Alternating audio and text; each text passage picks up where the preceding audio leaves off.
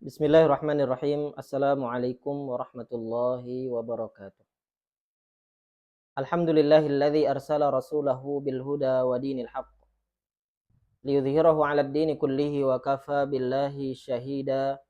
Asyhadu an la ilaha illallah wahdahu la syarikalah iqraran bihi wa tauhida wa asyhadu anna Muhammadan 'abduhu wa rasuluhu sallallahu alaihi wa ala alihi wa ashabihi wa man sara ala nahjihi ila yaumiddin wa sallama tasliman mazida amma ba'd.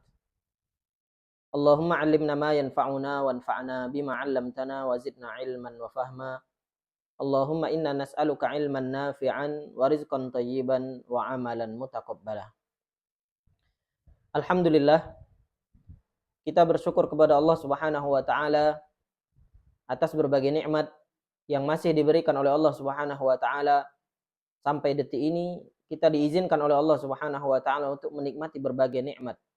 Di antaranya adalah nikmat menjadi hamba Allah Subhanahu wa taala.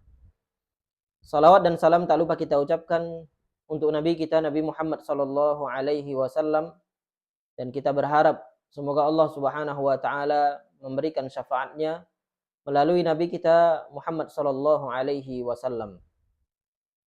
Ahibati fillah, kaum muslimin yang dimuliakan oleh Allah.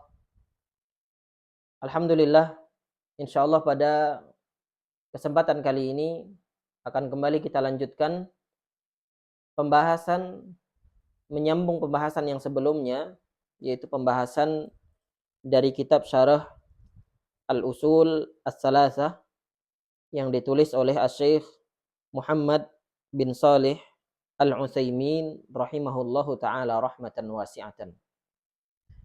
Ahibati fillah, kaum muslimin yang dimuliakan oleh Allah.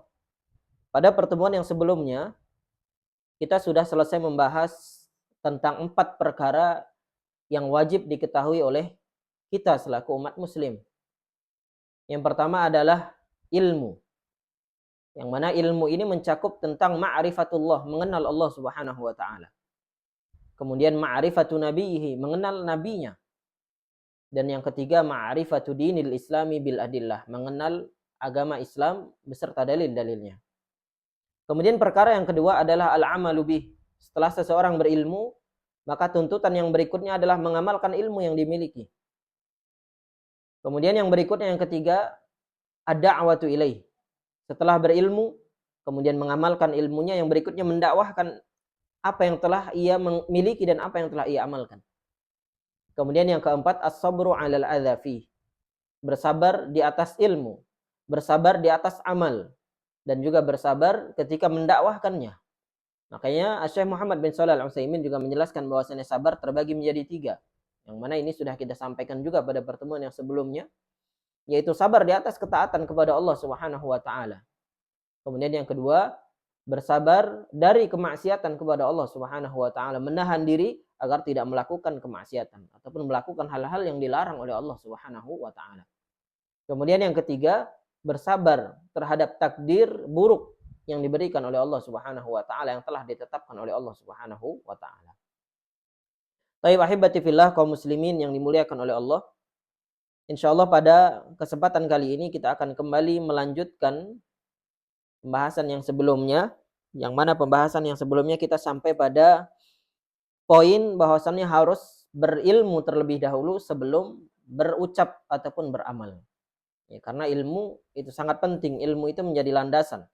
Seseorang tidak akan benar dalam beramal kecuali berdasarkan ilmu. Seseorang akan dikhawatirkan mudah terjatuh dalam kesalahan ketika dia berbicara tidak berdasarkan ilmu. Maka penting bagi kita berilmu terlebih dahulu sebelum berucap, sebelum berkata, dan juga beramal. Baik, kita lanjutkan. Qala al-muallifu rahimahullahu taala, nafa'anallahu bi'ulumihi fid dharain amin. I'lam rahimakallah. Ya, lagi-lagi di sini al-muallif, penulis kitab, beliau mendoakan pembaca dari kitab yang beliau tulis. I'lam, ketahuilah, rahimakallah, semoga Allah melimpahkan kasih sayangnya kepadamu.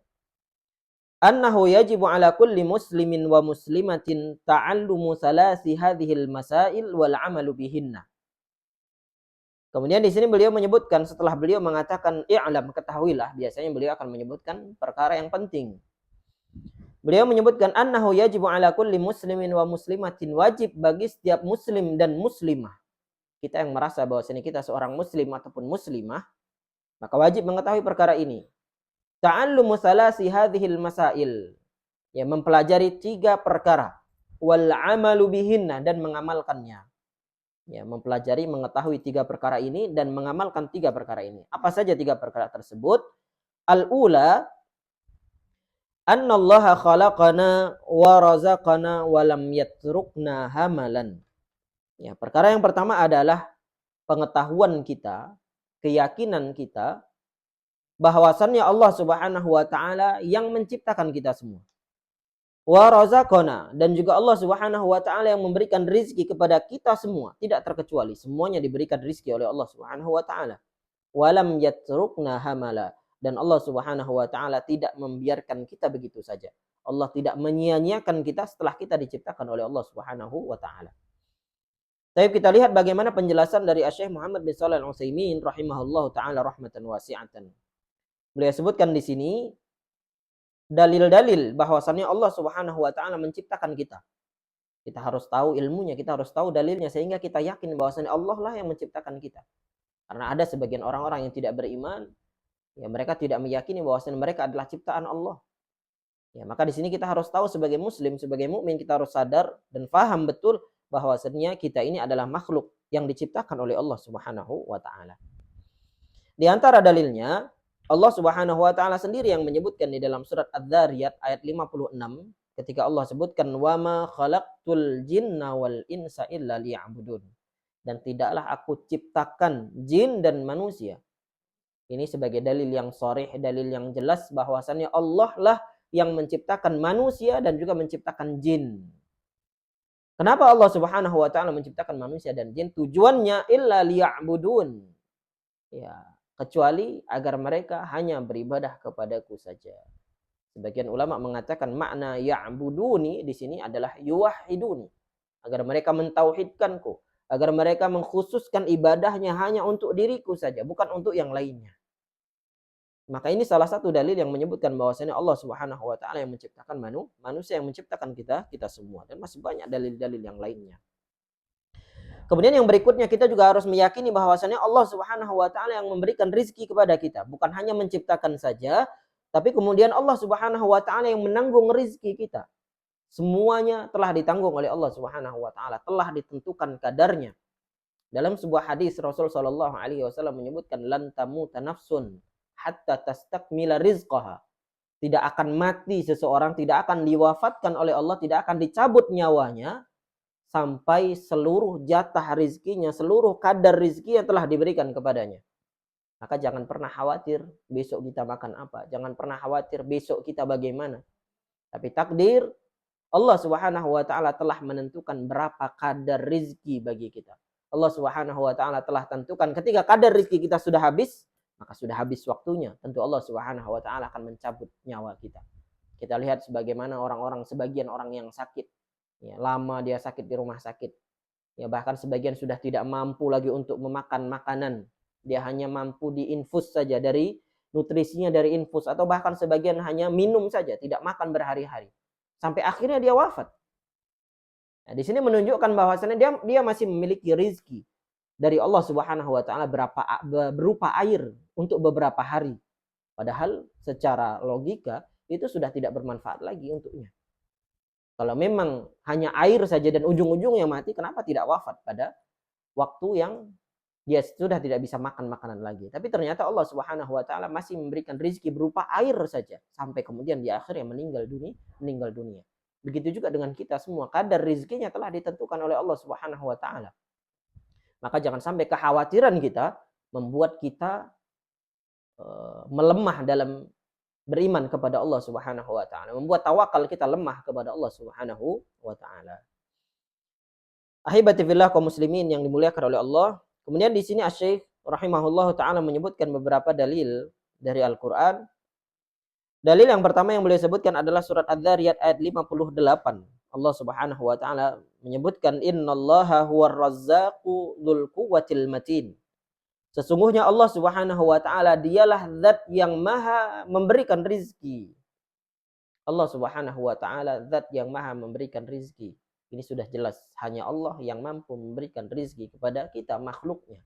Begitu juga kepada seluruh makhluk, bukan hanya manusia, tumbuhan, binatang, hewan, bahkan serangga yang kecil yang tidak kasat mata sekalipun diberikan rizki oleh Allah Subhanahu wa taala. Lantas bagaimana dengan kita yang manusia, kemudian khawatir besok makan apa, khawatir bagaimana masa depan anak-anak kita. Maka ini sesuatu yang seharusnya tidak terjadi kepada orang-orang yang beriman kepada Allah Subhanahu wa taala. Karena mereka meyakini rizki itu sudah diatur oleh Allah Subhanahu wa taala. Kemudian dalil yang lainnya yaitu surat Saba ayat ke-24, Allah Subhanahu wa taala berfirman, "Qul man yarzuqukum minas sama'i wal ard." Katakanlah wahai Muhammad, tanyakan kepada mereka, may yarzuqukum minas sama'i wal ard. Siapa yang memberikan rizki kepada kalian baik dari langit maupun dari bumi. Ternyata rizki Allah Subhanahu wa taala itu bukan hanya tumbuh dari bumi saja. Ada yang berbentuk dari langit, ada yang tumbuh dari bumi. Dan yang terpenting adalah yang memberikan rizki adalah Allah Subhanahu wa taala yang ada di atas, Allah Subhanahu wa taala yang ada di langit. Allah lah yang memberikan rizki, maka mintalah kepada Allah Subhanahu wa taala, dekatkan diri kepada Allah Subhanahu wa taala ketika ingin rizki itu lancar. Sebagian ingin rizkinya lancar, ingin kaya raya, ingin hidup mewah, hidup megah. Tapi dia mencarinya dengan cara yang tidak benar. Dia ingin mencari dengan cara yang tidak halal. Sampai pada akhirnya harta yang dia miliki, rizki yang diberikan kepadanya tidak menjadi rizki yang berkah. Ya, karena kaidahnya, rumusnya, rizki yang kita cari dengan cara yang halal ataupun dengan cara yang haram itu hasilnya sama saja. Ya, rizki yang kita cari dengan cara yang halal ataupun yang haram hasilnya sama saja karena sudah ditetapkan oleh Allah Subhanahu wa taala. Maka orang yang beriman sudah seharusnya memiliki prinsip bagaimanapun caranya hindari sesuatu yang haram. Hindari langkah yang haram, hindari langkah yang tidak diperkenankan oleh Allah Subhanahu wa taala. Maka carilah cara yang baik, cara yang benar, cara yang halal sehingga rizki yang kita dapatkan menjadi rizki yang barokah. Rizki yang mengantarkan kita menuju surga Allah Subhanahu wa taala. Rizki yang menguatkan diri kita untuk beribadah dan taat kepada Allah Subhanahu wa taala. Ya, tanyakan kepada mereka siapa yang memberikan rezeki kalian dari langit ataupun bumi, kulillah. Katakanlah Allah Subhanahu wa taala yang memberikan rezeki kepada kalian baik dari langit maupun yang tumbuh dari bumi. Tayyib ahibati fillah kaum muslimin yang dimuliakan oleh Allah. Kemudian yang berikutnya beliau sebutkan walam yatrukna hamala. Setelah Allah Subhanahu wa taala menciptakan kita, kemudian Allah Subhanahu wa taala memberikan rizki kepada kita. Yang tidak kalah pentingnya yang perlu kita ketahui adalah Allah Subhanahu wa taala tidak membiarkan kita begitu saja. Setelah Allah menciptakan kita, Allah mengatur seluruh yang ada pada diri kita. Allah Subhanahu wa taala mengatur mulai dari sisi syariatnya. Allah Subhanahu wa taala mengatur dari sisi hukum-hukumnya. Dari sisi rizkinya, seluruhnya diatur oleh Allah Subhanahu wa taala. Lantas apa yang harus kita khawatirkan ketika semua telah diurus dan diatur oleh Allah Subhanahu wa taala? Kita lihat ya di sini dalil-dalil yang disebutkan oleh al-muallif ya rahimahullahu taala. Ya di antaranya dalil dalam Al-Qur'an. Ya surat Al-Mu'minun Allah Subhanahu wa taala berfirman afahasibtum annama khalaqnakum abasa. Apakah kalian mengira bahwasannya kami menciptakan kalian begitu saja, sia-sia. Wa annakum ilaina la turja'un, dan apakah kalian mengira bahwasanya kalian tidak akan dikembalikan kepada kami? Ini pelajaran yang sangat penting berkaitan dengan akidah kita, bahwasanya kita akan dikembalikan kepada Allah Subhanahu wa taala. Kita akan berhadapan dengan Allah Subhanahu wa taala mempertanggungjawabkan semua yang telah kita lalui di dunia ini, semua, tidak terkecuali. Semua akan kita pertanggungjawabkan. Kita akan bertemu dengan Allah Subhanahu wa taala kemudian dipertanggungjawabkan apa yang telah kita lakukan, mempertanggungjawabkan apa yang telah kita lalui di dunia ini. Ya furada, bahkan satu persatu, kama khalaqnakum awwala marrah, sebagaimana dahulu kami pertama menciptakan kalian. Sebagaimana Allah Subhanahu wa taala menciptakan manusia satu persatu lahir di muka bumi ini, maka nantinya akan menghadap bertemu dengan Allah Subhanahu wa taala satu persatu dan mempertanggungjawabkan apa yang telah dia miliki di dunia ini. Ya, mulai dari umur kita akan dipertanggungjawabkan. Kemudian rizki yang kita miliki akan dipertanggungjawabkan. Dalam sebuah hadis yang diriwayatkan oleh Imam At-Tirmidzi, Rasul sallallahu alaihi wasallam bersabda, la yazalu qadama 'abdin yaumal qiyamati la yazulu qadama 'abdin yaumal qiyamati hatta yus'ala an arba. Ya, tidak diperbolehkan, tidak diperkenankan kaki seorang hamba, anak Adam manusia, menggeser kakinya berpindah dari tempat kecuali dia telah mempertanggungjawabkan 4 perkara. Ana ilmihi fi ma'amal, tentang ilmunya apakah sudah dia amalkan atau belum. Ilmu yang dia dapatkan, faidah yang dia dapatkan sudah dia amalkan atau belum. Wa an umrihi fi ma afnah. Kemudian tentang umurnya, untuk apa ia habiskan. Wa an jismihi fi ma ablah, dan juga tentang jasadnya untuk apa dia usangkan. Untuk apa dia menua sampai tua. Apakah dia taat kepada Allah Subhanahu wa taala atau sebaliknya. Wa an malihi, dan begitu juga hartanya. Min aina tasabahu wa fima anfaqah. Dari mana dia dapatkan harta tersebut dan untuk apa ia gunakan.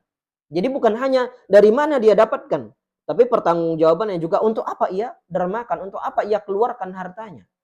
Sebagian hanya fokus saja pada cara mencari. Setelah dia mendapatkannya dengan cara yang baik, dengan cara yang halal, tapi ketika menggunakannya, dia boros dalam menggunakannya membeli sesuatu yang tidak bermanfaat, menggunakannya membeli sesuatu yang bahkan diharamkan oleh Allah Subhanahu wa taala, wal iyadu billah. Maka keduanya akan dipertanggungjawabkan dari mana dia dapatkan dan untuk apa ia gunakan.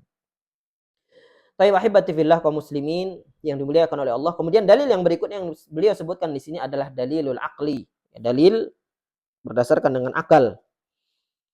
Beliau sebutkan fali anna wujuda hadhil basyariyati litahya. Ya, keberadaan manusia di muka bumi ini untuk hidup, kata beliau. Summa tatamatta'a kama tatamatta'ul an'am. Kemudian manusia ini menikmati hidup di dunia ini sebagaimana binatang pun menikmati hidup di dunia. Summa tamutu ila ghairi ba'sin wala hisabin. Kemudian mati dan tidak dibangkitkan. Mati kemudian tidak mempertanggungjawabkan apa yang dia lalui. Seandainya begitu, kata beliau. Seandainya manusia sama seperti binatang. Ya, mati kemudian mati begitu saja. Tidak mempertanggungjawabkan apa yang dia lalui. Dia menikmati dunia ini. Amrun la yaliku bihikmatillahi azza wa jal. Maka ini perkara yang tidak sesuai, tidak layak, tidak pantas bagi hikmah Allah Subhanahu wa taala. Ya, jika demikian maka Allah Subhanahu wa taala tentu saja tidak adil, tidak sesuai dengan hikmahnya. Bal huwa abasun mahdun. Bahkan ketika memang manusia seperti itu hanya hidup dengan tujuan untuk berfoya-foya, menikmati dunia kemudian mati begitu saja, maka ini adalah sia-sia yang nyata. Ya, dan Allah Subhanahu wa taala tidak ada menciptakan apapun di dunia ini dalam bentuk sia-sia. Semuanya memiliki hikmah, semuanya memiliki manfaat, semuanya memiliki tujuan. Terkhusus adalah manusia yang Allah Subhanahu wa taala ciptakan dengan tujuan agar beribadah kepada Allah Subhanahu wa taala. Baik ahibati fillah kaum muslimin yang dimuliakan oleh Allah. Kemudian yang berikutnya beliau lanjutkan bal arsala ilaina rasulan. Selain Allah Subhanahu wa taala menciptakan kita, Allah memberikan rizki kepada kita, Allah tidak membiarkan kita begitu saja. Yang berikutnya Allah mengutus rasul kepada kita. Ini diantara bentuk kasih sayang Allah Subhanahu wa taala kepada manusia. Ini diantara bentuk Allah Subhanahu wa taala mengatur dan mengurus urusan manusia. Allah tidak biarkan kita tersesat, terombang-ambing. Akan tapi Allah turunkan petunjuk berupa Al-Qur'an, berupa kitab. Dan juga Allah Subhanahu wa taala utus para rasul dengan tujuan agar menunjukkan kepada manusia mana jalan yang benar dan mana jalan yang salah, sehingga jalan yang salah tersebut bisa dihindari. Beliau lanjutkan, ay annallaha azza wa jalla arsala ilaina ma'syara hadhil ummati ummata Muhammadin sallallahu alaihi wasallam rasulan. Ya, Allah Subhanahu wa taala mengutus kepada umat akhir zaman ini, yaitu umat Nabi Muhammad sallallahu alaihi wasallam, seorang rasul. Yatlu alaina ayati rabbina, yang membacakan ayat-ayat Allah Subhanahu wa taala kepada kita selaku umatnya. Nabi Muhammad sallallahu alaihi wasallam yang membawa syariat Islam. Wahyu turun kepada Nabi Muhammad sallallahu alaihi wasallam. Lantas kemudian Rasul sallallahu alaihi wasallam menyampaikan ayat-ayat Allah Subhanahu wa taala, wa yuzakkina wa yu'allimunal kitaba wal hikmah.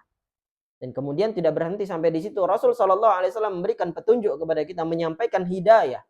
Rasul sallallahu alaihi wasallam juga mengajarkan hikmah, mengajarkan Al-Qur'an dan juga mengajarkan sunnah. Dari keseharian kita, mulai dari bangun tidur sampai kita tidur kembali, semua diajarkan oleh Rasul sallallahu alaihi wasallam. Apa yang doa yang harus kita baca ketika kita bangun tidur, apa yang harus kita lakukan ketika kita baru bangun tidur. Bahkan dalam perkara mencuci tangan saja, ketika kita baru bangun tidur tidak boleh langsung mencelupkan ke dalam bejana. Ya, kita harus mencucinya terlebih dahulu sebanyak 3 kali. Begitu dalam keseharian kita masuk ke kamar mandi, kita ada doanya, keluar dari toilet ada doanya, masuk ke rumah, keluar rumah, semua ada doanya, diatur oleh syariat Islam. Telah dicontohkan oleh Rasul Shallallahu Alaihi Wasallam sampai kita tidur kembali. Ada zikir-zikir sebelum tidur, ada doa sebelum tidur, bahkan posisi tidur sudah dicontohkan oleh Rasul Shallallahu Alaihi Wasallam. Bahkan di dalam tidur sekalipun, syariat Islam telah mengatur urusan tersebut. Ini adalah bentuk kasih sayang Allah Subhanahu wa taala kepada umat Islam, umat Nabi Muhammad sallallahu alaihi wasallam. Kama arsala ila man qablana. Sebagaimana Allah Subhanahu wa taala mengutus para rasul kepada umat-umat terdahulu, umat-umat sebelum umatnya Nabi Muhammad sallallahu alaihi wasallam. Allah Subhanahu wa taala berfirman dalam surat An-Nisa, "Rusulan mubasysyirin wa mundzirin." Ya, Allah Subhanahu wa taala mengutus para rasul dengan tujuan mubasysyirin, memberikan kabar gembira kepada mereka, memberikan kabar gembira tentang ampunan Allah, memberikan kabar gembira tentang surga Allah Subhanahu wa taala yang penuh dengan kenikmatan, agar kita tahu mana tujuan kita, mana tujuan akhir kita. Ketika seseorang mengetahui tujuan akhirnya, maka dia akan bersiap-siap. Dalam sebuah pepatah dikatakan, man arafa bu'da safar ista'adda. Siapa yang mengetahui jauhnya perjalanan, siapa yang mengetahui pentingnya tujuan dia, ista'adda, dia pasti akan mempersiapkan diri untuk menuju tempat tersebut. Ketika tujuan kita adalah surga Allah, tujuan kita adalah istirahat di surga Allah Subhanahu wa taala, maka kita harus mujahadatun nafs. Kita harus bersungguh-sungguh untuk menuju surga Allah Subhanahu wa taala dengan cara menggapai ridha Allah, menggapai kasih sayang Allah Subhanahu wa taala. Karena tidak ada makhluk, tidak ada hamba yang diizinkan masuk ke dalam surga kecuali dengan kasih sayang dari Allah Subhanahu wa taala. Wa mundzirin. Dan tujuan Allah Subhanahu wa taala mengutus para rasul bukan hanya memberi kabar gembira, akan tapi Rasul sallallahu alaihi wasallam juga memberikan peringatan tentang dosa yang tidak diampuni oleh Allah Subhanahu wa taala, tentang orang-orang yang dimasukkan ke dalam neraka oleh Allah Subhanahu wa taala, tentang dosa-dosa besar yang dapat mencelakakan hamba Allah Subhanahu wa taala. Itulah tujuan Allah Subhanahu wa taala mengutus para rasul, memberikan kabar gembira dan di sisi lain memberikan peringatan kepada mereka tentang azab yang pedih. Li'alla yakuna lin-nasi 'ala Allahi hujjatun ba'da ar-rusul. Ya, agar tidak ada alasan lagi manusia ketika nanti berhadapan dengan Allah Subhanahu wa taala, tidak ada alasan mereka kenapa Allah Subhanahu wa taala tidak mengutus para rasul sehingga mereka berhilah. Tapi ketika Allah Subhanahu wa taala telah mengutus para rasul kepada mereka, tentu mereka tidak bisa beralasan tersebut. Kemudian beliau di sini Asy-Syaikh rahimahullahu taala menjelaskan wala yumkinu an na'budallaha bima yardahu illa an tariqir rusuli alaihi wassalatu wassalam. Dan tidak mungkin, kata beliau, kita beribadah kepada Allah Subhanahu wa taala bima yardahu, sesuai dengan yang diridhai oleh Allah Subhanahu wa taala, illa an tariqir rusul alaihi wassalatu wassalam, kecuali dari jalan yang ditunjukkan oleh para rasul. Tidak mungkin kita bisa beribadah kepada Allah Subhanahu wa taala kecuali para rasul yang mengajarkan kepada kita caranya. Bagaimana kita beriman kepada Allah, bagaimana kita beradab kepada Allah, bagaimana kita beribadah kepada Allah Subhanahu wa taala, bagaimana kita mentauhidkan Allah Subhanahu wa taala. Kita mengetahui semua itu melalui para rasul yang telah diutus oleh Allah Subhanahu wa taala. Li'annahum humul ladzina bayyanu lana ma yuhibbuhu Allah wa yardah. Ya, karena mereka para rasul yang menjelaskan kepada kita semua apa saja yang dicintai oleh Allah Subhanahu wa taala dan apa saja yang diridhai oleh Allah Subhanahu wa taala. Wa ma yuqarribuna ilaih, dan apa saja yang bisa mendekatkan kita kepada Allah Subhanahu wa taala.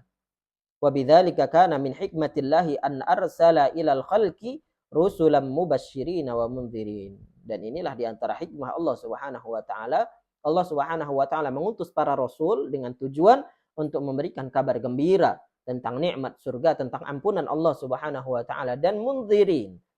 Ya, Allah Subhanahu wa taala mengutus mereka dengan tujuan memberi peringatan tentang pedihnya azab neraka, tentang dosa-dosa besar, bahkan ada dosa yang tidak diampuni oleh Allah Subhanahu wa taala.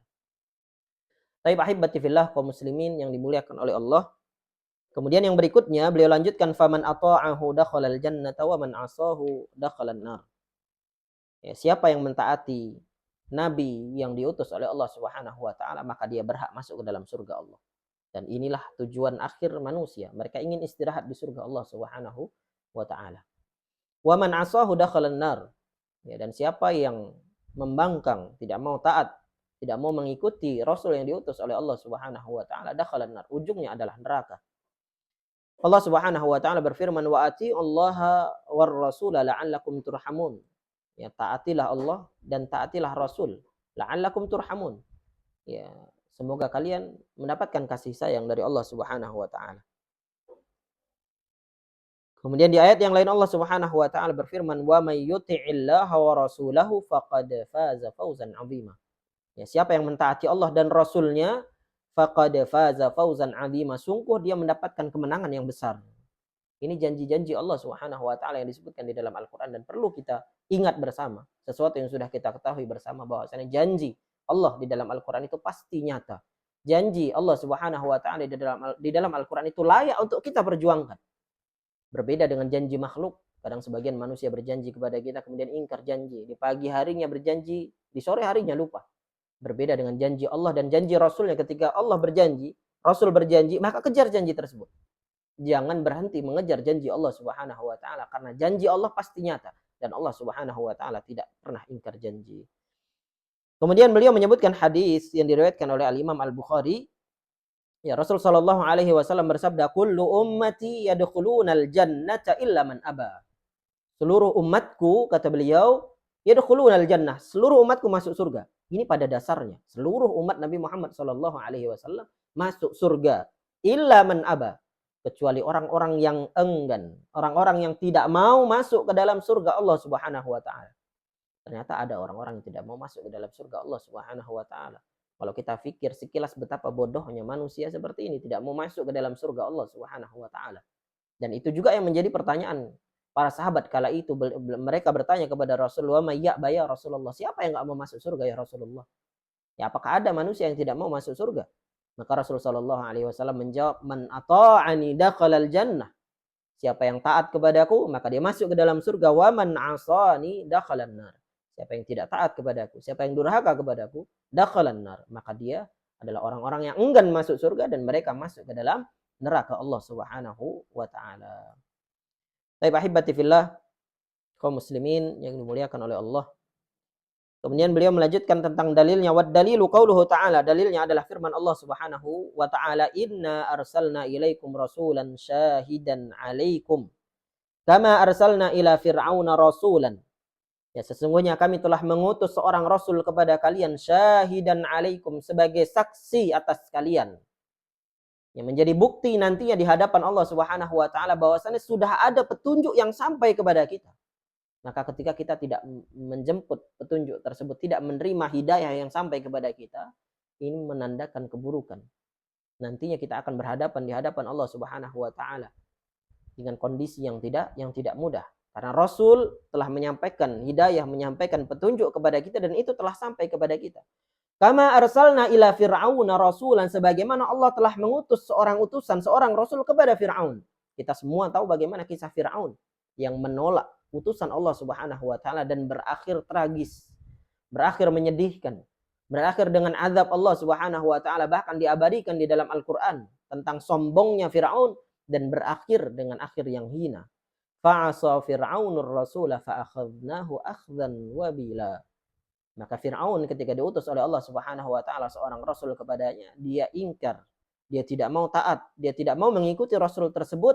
Fa'akhadnahu akhdan wabila, maka kami azab dia, kami siksa dia dengan siksaan yang berat.